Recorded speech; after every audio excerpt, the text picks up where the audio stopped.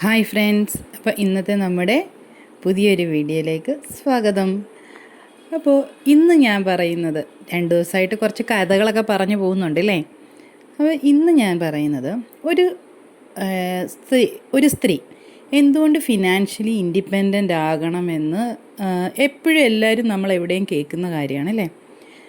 അതൊരിക്കലും നമ്മുടെ പാർട്ട്ണർ മോശമായിട്ടോ ഒന്നും ആയിരിക്കില്ല. അങ്ങനെയുള്ള കേസുകളും ഉണ്ടാവാം. എന്നാൽ നല്ല രീതിയിൽ ഫാമിലി മുന്നോട്ട് പോകുന്നവർ എന്തായിരിക്കണം, ഫിനാൻഷ്യലി ഇൻഡിപെൻഡൻ്റ് ആയിരിക്കണം. കാരണം എന്താ, നമ്മുടെ ഹസ്ബൻഡ് വർക്ക് ചെയ്യുന്നത് അവർക്ക് കിട്ടുന്ന സാലറി കൊണ്ട് ചിലപ്പോൾ നമ്മുടെ കുടുംബം മുന്നോട്ട് കൊണ്ടുപോകാൻ അവർക്ക് സാധിക്കുമായിരിക്കും. എന്നാൽ നമ്മൾക്കൊരു ഫാമിലി ഉണ്ടായിരുന്നു അല്ലേ, നമ്മുടെ പേരൻസ്. അവർക്കൊരിക്കലും, പ്രത്യേകിച്ച് ഇപ്പം 2 പെൺകുട്ടികളാണെങ്കിൽ, എൻ്റെ അമ്മയ്ക്ക് 2 പെൺകുട്ടികളാണ്. അമ്മ ഒരു സിംഗിൾ മദറായിരുന്നു.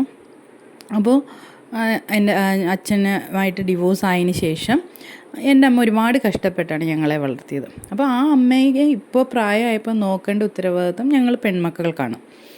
അപ്പോൾ നമ്മൾക്കൊരു ജോലി ഇല്ലെങ്കിൽ നമ്മൾ എന്ത് സംഭവിക്കും? നമ്മുടെ ഭർത്താവിനോട് വാങ്ങിച്ച് നമ്മുടെ അമ്മയ്ക്ക് ചിലവിന് കൊടുക്കാൻ പറ്റില്ല. അതൊരിക്കലും അവർ തരാത്തത് കൊണ്ടോ അല്ല, അവരുടെ കയ്യിലില്ല, ഉണ്ടാവില്ല. കാരണം ഒരാൾ ജോലി ചെയ്യുന്നത് നമ്മുടെ ഒരു കുടുംബത്തിൽ എന്തെല്ലാം ആവശ്യങ്ങളുണ്ടാവും അല്ലേ.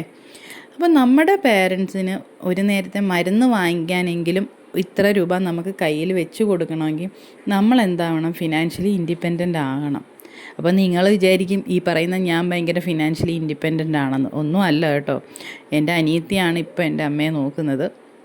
പക്ഷേ എൻ്റെ ആഗ്രഹമാണ്, ഒരുപാട് ഞങ്ങൾക്ക് വേണ്ടി കഷ്ടപ്പെട്ട അമ്മയ്ക്ക് വേണ്ടി എന്തെങ്കിലുമൊക്കെ ചെയ്യാൻ സാധിക്കുന്നില്ലല്ലോ എന്നോർത്തുള്ള വിഷമം എനിക്ക് നല്ലതുപോലെയുണ്ട്. അപ്പോൾ അങ്ങനെ പിന്നെ അതുകൂടാതെ നമ്മുടെ ഹസ്ബൻഡിനാണേലും അല്ലേ, നമ്മുടെ മക്കൾക്കാണേലും ഒക്കെ നമുക്ക് എന്തെങ്കിലും ഒന്ന് ചെയ്യണമെങ്കിൽ ഇല്ലേ, എക്സ്ട്രാ എന്ത് കാര്യം ചെയ്യണമെങ്കിലും നമ്മൾ എന്താകണം, ഫിനാൻഷ്യലി നമ്മുടെ കയ്യിലും കുറച്ച് പൈസ വേണം. അപ്പോൾ അതിനു വേണ്ടി ഞാൻ നോക്കിയിട്ട് സോഷ്യൽ മീഡിയ നല്ലൊരു വരുമാന മാർഗ്ഗമാണ്. നല്ല രീതിയിൽ ഏണിങ്സ് കിട്ടുന്ന ഒരുപാട് ആൾക്കാരുണ്ട് സോഷ്യൽ മീഡിയയിലൂടെ. പക്ഷെ നമ്മുടെ പ്രശ്നം എന്താ, ഇപ്പോൾ എൻ്റെ കാര്യം തന്നെ നോക്കാം. ഞാനിപ്പോൾ ഇത് 3ാമത്തെ വീഡിയോ ആണ് ചെയ്യുന്നത്. ഓൾറെഡി ഞാൻ നിങ്ങളോട് പറഞ്ഞു എൻ്റെ ഒരു യൂട്യൂബ് ചാനൽ പൊട്ടിപ്പോയ കാര്യം. ഇപ്പം ഇതിപ്പം കൺസിസ്റ്റൻ്റായിട്ട് എനിക്ക് വ്യൂസ് ഉണ്ടോ ഇല്ലയോ, എനിക്കൊരു ഫോളോവേഴ്സ് പോലും, ഇപ്പം ഞാൻ 2 വീഡിയോ ഇട്ടു, അതിന് കുറച്ച് വ്യൂസ് ഒരുപാടല്ല, ഒരു 200ഉം ഒന്നിനൊരു 1K വ്യൂസൊക്കെ കിട്ടി. പക്ഷേ അത്രയും ആൾക്കാർ കണ്ടിട്ട് ഒരാൾ പോലും അത് ഫോളോ ചെയ്തിട്ടില്ല. ഇപ്പോഴും എൻ്റെ പേജിൻ്റെ ഫോളോവർ അല്ല യൂട്യൂബിലെ സബ്സ്ക്രൈബർ എന്നൊക്കെ പറയുന്നത് 0 ആണ്. അപ്പോൾ എന്ന് കരുതി നമ്മളിത് നിർത്തിപ്പോയി കഴിഞ്ഞാൽ നമുക്ക് ഒരു പരീക്ഷണമല്ലേ, നമ്മുടെ കയ്യിൽ നിന്ന് ഒന്നും ചിലവാകുന്നില്ലല്ലേ. നമ്മുടെ എല്ലാവരുടെയും കയ്യിൽ ഫോണുണ്ട്. അപ്പോൾ നമുക്കൊക്കെ അത്യാവശ്യം ഇപ്പോൾ യൂട്യൂബിലൊക്കെ നോക്കിയാൽ എഡിറ്റ് ചെയ്യാനും ഒക്കെ പറ്റും.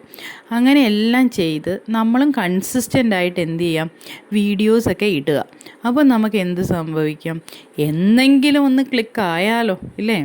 നമ്മുടെ ഫേസ്ബുക്ക് നമ്മളോട് കനിഞ്ഞാലോ. എനിക്ക് തോന്നുന്നു യൂട്യൂബിനേക്കാൾ ഇത്തിരിയും കൂടി സിമ്പിളാണ് ഫേസ്ബുക്ക് എന്ന് തോന്നുന്നു. അപ്പോൾ എന്തെങ്കിലും കനിഞ്ഞ നമ്മളുടെ മാവും പൂക്കില്ലേ.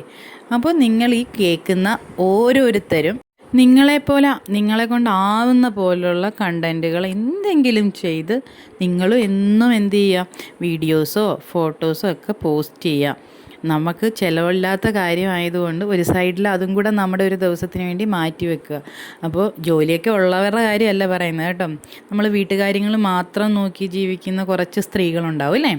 അപ്പോൾ കഥ പറഞ്ഞതിൻ്റെ ഇടയ്ക്ക് എൻ്റെ സോയാബീൻ റോസ്റ്റ് റെഡി ആയിട്ടുണ്ട്. ഞാൻ അത്ര വലിയ പാചകക്കാരിയൊന്നും അല്ല, പക്ഷേ അത്യാവശ്യം ടേസ്റ്റുള്ളൊരു കൂട്ടാൻ ആയിരുന്നു. ഓക്കെ, അപ്പോൾ എൻ്റെ കൂടെ കൂടാൻ ആഗ്രഹമുള്ളവർ follow my channel. Thank U.